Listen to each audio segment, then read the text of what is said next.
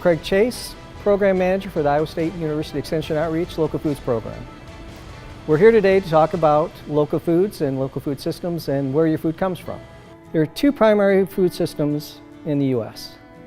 The first system is the industrial global system, which consists of typically large farms providing product to large transportation systems, whether they're ocean containers or trains or semi-trucks, to large department stores or box stores. Typically, if you go into those and you look through the produce, what you'll see is a label.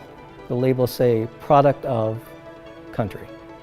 No other information is available. You're also going to see products from Chile, you're going to see products from Argentina, you're going to see products from Mexico, New Zealand, all over. Contrast that, a local food system would be one where the products are reasonably close to where you're at. It would be typically from small farms, and products could be accessed a wide variety of ways. You as a consumer have the ability, when you see the term local, to go ahead and ask that seller of that local product, what do they mean by that? What is their definition? And then you as the consumer can decide, well, do I agree with that or not? Most people that buy local food assume that we're just talking about produce, but actually we're talking about a lot of different products. You can have local milk, any kind of other dairy products, eggs, any kind of meat products. When we look at produce though, we're pretty seasonal in Iowa. I mean, you're looking at most of the summer stuff from June through October. If you can run into a high tunnel or greenhouse, you might be able to get something starting in April and ending sometime in right around Thanksgiving or shortly after. The local food system is actually a growing trend nationally. It's been going on for approximately 10 years or more. And the impetus behind that is that consumers really wanted to know two things. One, where their food is coming from, and two, how it was grown.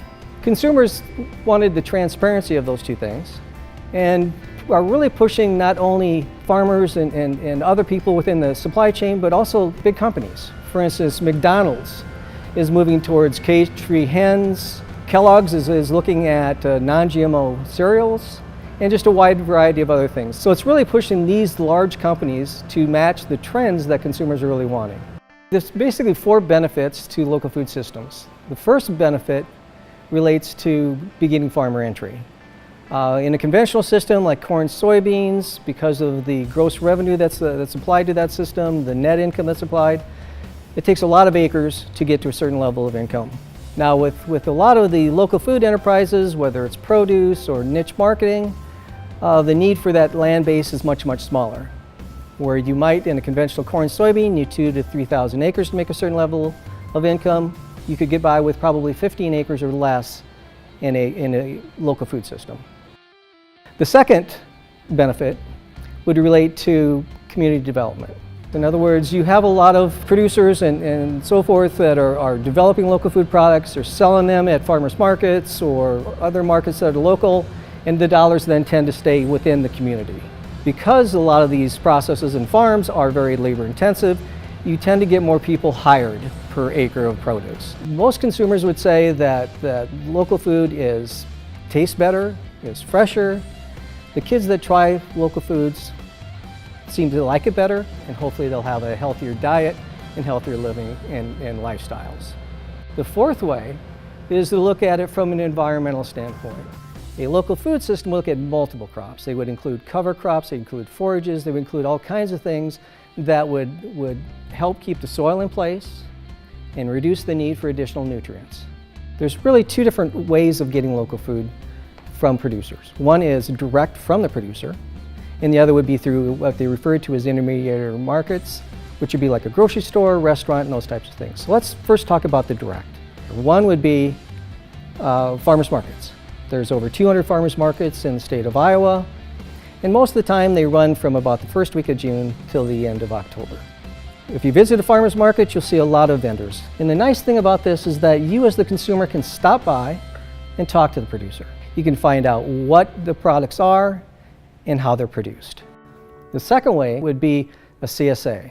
Now, a CSA is the Community Supported Agriculture. And what this is an agreement between the producer and the consumer to where the consumer will pay upfront to receive 20 to 26 weeks of products over the course of the season. They'll typically pay in January to March, and then they'll receive a box or share every week for that 26-week period.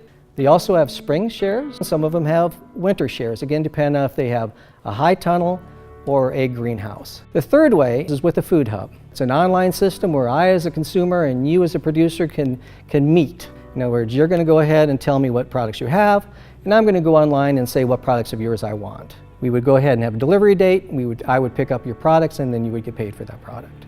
From an intermediated standpoint, we'd be looking again like at grocery stores, restaurants, and so forth. So a restaurant may decide that they want to buy local food. So they're going to work with the farmers and so forth to go ahead and get the product in, and then they're going to advertise it either through ads that they have, or maybe a table tent at the restaurant, or maybe a plaque that says, hey, here's our farmers.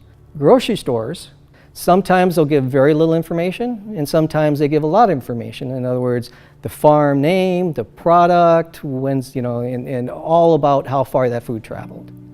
What we've been talking about today is local food systems, local foods, and foods in general. We've heard the benefits of local food systems being entry to beginning farmers, community economic development, healthy food for kids and healthy lifestyles, and environment. Those four benefits lead to healthy people, healthy communities, and healthy environments. Good.